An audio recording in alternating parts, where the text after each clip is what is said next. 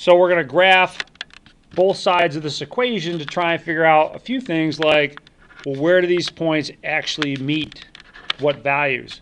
So I'm going to start by graphing y equals x cubed plus 4x squared.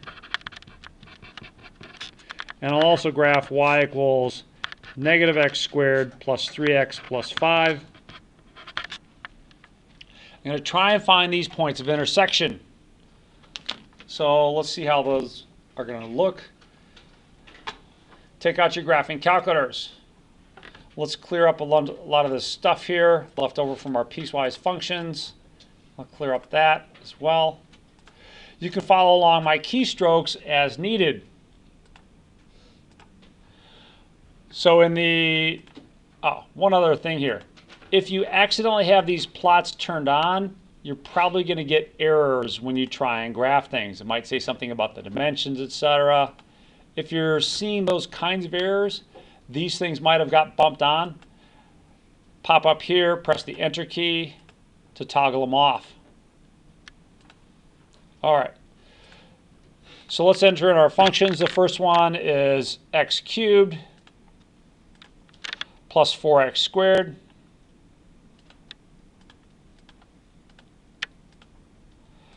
The second one is negative x squared plus 3x plus 5.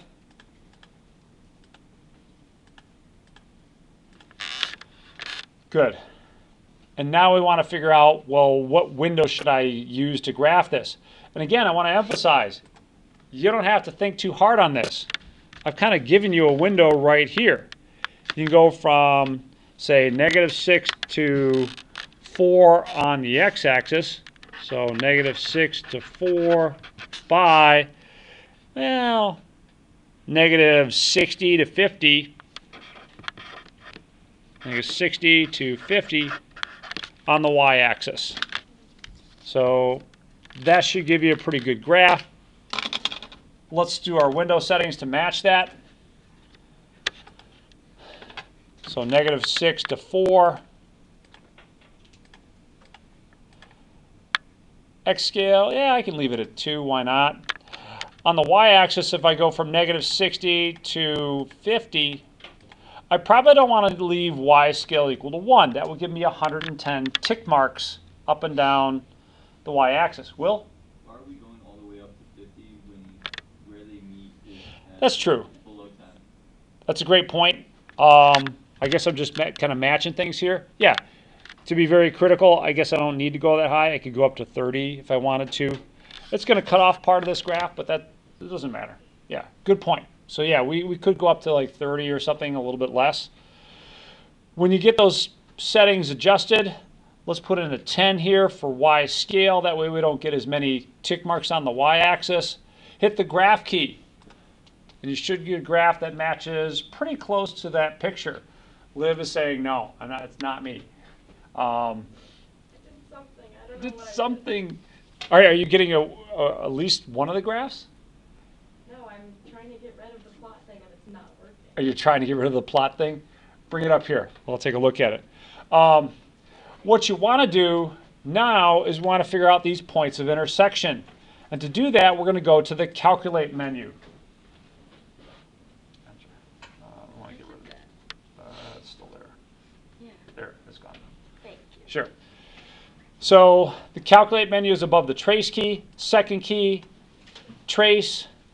We want to find the points of intersection.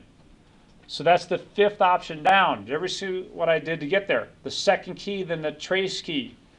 Then let's just pick number 5. So it's going to ask you, well, where do you want to find a point of intersection?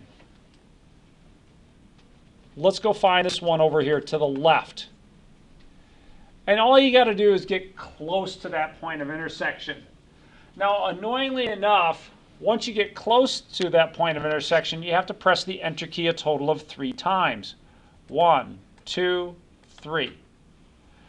And it puts that point of intersection at about negative 0.538. Or excuse me, negative 5.38, my bad. Are you able to get that? Let me see some hands. Are you able to get that number on your calculator? Just relatively few of you. All right, a few more. All right. So negative 5.38. Negative 5.38. Let's do that 2 more times to find the remaining ones. Actually, maybe I'll do it 1 more time. Let's see. Going back here, I want to find this next one. So again, you hit the second key, then the trace key. You want to find the intersection, so number 5. Let's go over to here. And you just got to get close. You don't have to get right on top of it. And press the enter key a total of 3 times. 1, 2, 3. Bingo. Negative 0.790281, etc. Nice. So about negatives 0.79. Now the last one I'll just give to you, that's about 1.17. You're doing the same thing to get that one. So that's the points where they're equal. And that's right up here. Those are the points where they're equal. Now, I'll just leave it as is. Now, the second part of this says, well, where is the orange function greater than or equal to this function? Well, that's going to happen in a couple places, right? It's going to happen starting here to here.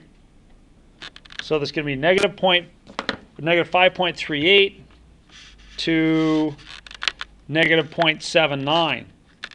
So negative 5.38 to negative 0.79. How come I want to use brackets here and not parentheses?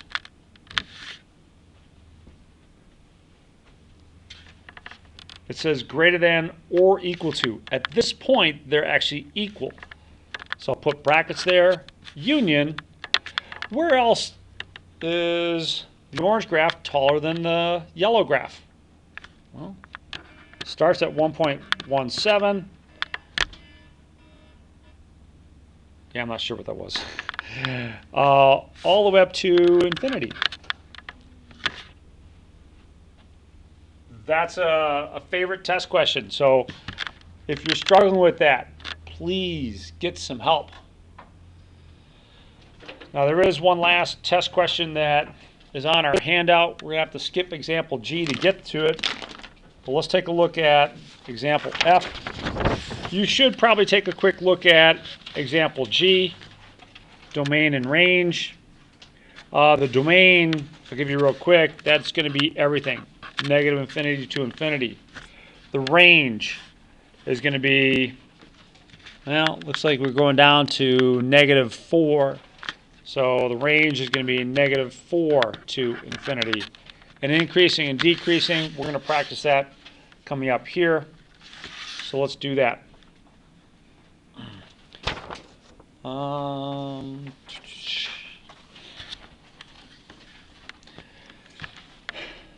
All right, just for purpose of illustration here in this example, let's put a little hollow dot there. All right.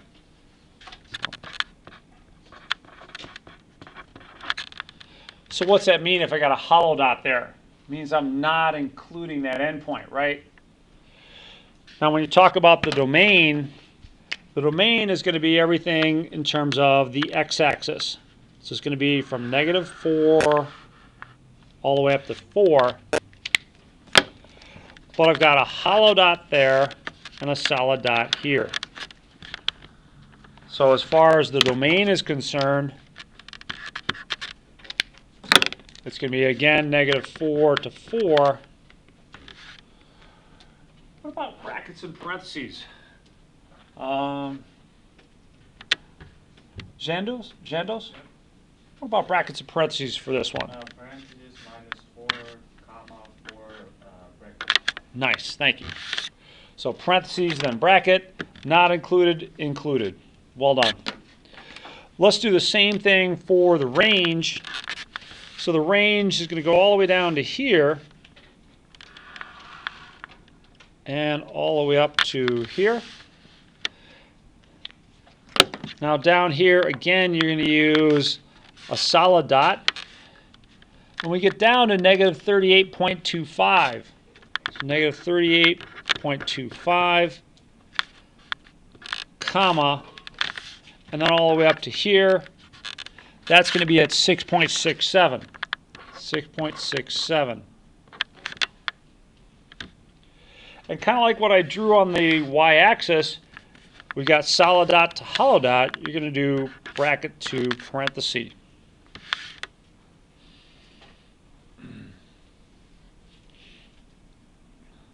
Okay. Let's take a look at increasing and decreasing. Increasing. Let me kind of go at things this way. Where is it increasing? Well, increasing and decreasing are discussed in terms of the x-axis.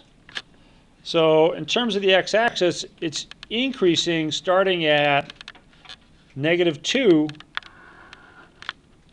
Oops, went a little too far. -2 all the way up to -1. Excuse me, -3. Yeah, thank you. -3 to -1.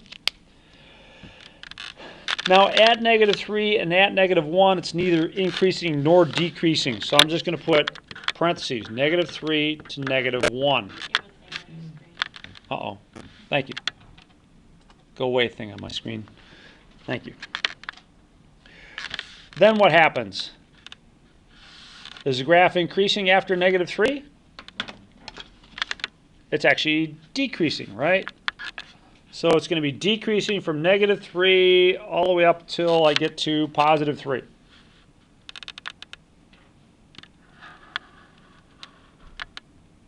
I mean, not -1 to +3 is where it's decreasing. So it's decreasing from -1 to 3. Then what happens to the function? Starts increasing again. Now on the right-hand end, we've got a solid dot here. They don't look like they're connected, but they're supposed to be connected. So it's going to be increasing from, excuse me, 3 to 4. 4, in terms of WebAssign, is going to get a solid bracket. On increasing and decreasing, I'll be really patient. I'll accept it if you do a bracket or parenthesis. You know. And finally, there's one other spot where it's decreasing. Where is that other spot? Nice. -4 to -3, so I'll put a little union there. -4 to -3. That one gets a bracket, or I mean, that one gets a parenthesis. This one would, actually, that one's also going to get a parenthesis. How come this one's getting a parenthesis? Yeah, we changed this to an open circle. That one's not included, so hollow dot there. Along the way, you've got a couple interesting points. Before I talk about those interesting points, are we okay with the domain and range and increasing and decreasing? There's a lot of points on this page. I don't think they're hard points. It's just a matter of, do you know these things? So let me pause here for a second. Are you okay with domain and range, increasing and decreasing? Nicholas? Is there a reason, like, you can't put the -4 to -3 before the -1? Oh yeah, that's fine. Either way you want to list them. I guess I started out with increasing, and I did the increasing, then we had to go back and do decreasing, which is why they're out of order seemingly. Same question here. All right, Jude. Why did you change it to a hollow dot? Just so that the domain wouldn't be completely symmetric. Just to remind you the difference between bracket and parenthesis. That's all. Just a good practice. Now there's a couple interesting points along the way. This point is smaller than anything near it, so this is called a local min.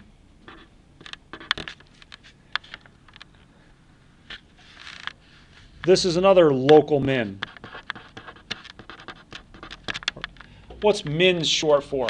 Minimum. Minimum. Yeah, local minimum. Is there a local maximum anyplace?